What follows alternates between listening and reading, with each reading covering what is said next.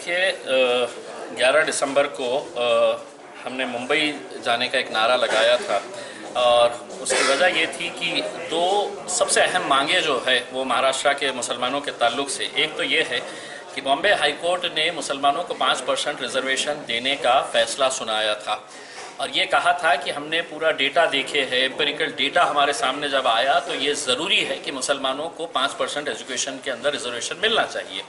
साथ ही साथ महाराष्ट्र के अंदर 93,000 एकड़ ज़मीनें हैं, लेकिन ये सिर्फ कागज़ों के ऊपर है।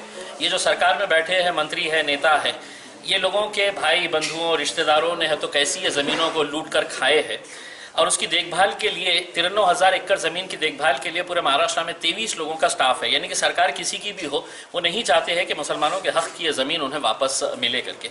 इन दो प्रमुख मुद्दों के साथ और भी मुद्दे हैं, मुद्दों को लेकर हम मुंबई जाना चाहते थे। पहली मरतबा 27 तारीख के दिन हमारा ये आंदोलन कैंसिल कर दिया गया था। उन्होंने कहा कि नहीं, कोरोना चल रहा है करके। तो हमने ये सवाल किया था, शिवसेना अगर विदाउट परमिशन के औरंगाबाद में मोर्चा निकाल सकती है तो वो जायज़ है।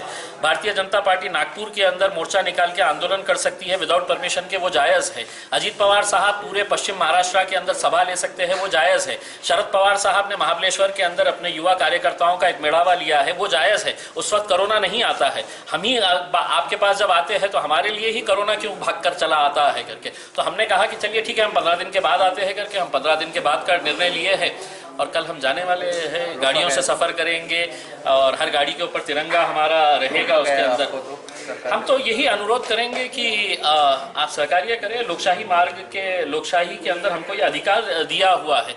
अगर आप हमको दबाने की, डराने की, घबराने की कोशिश करेंगे तो आप ये समझ लीजिएगा कि जो आंदोलन हम अच्छे तरीके से कर रहे हैं, कल हो सकता है कि हम सड़कों के ऊपर आकर आंदोलन करें।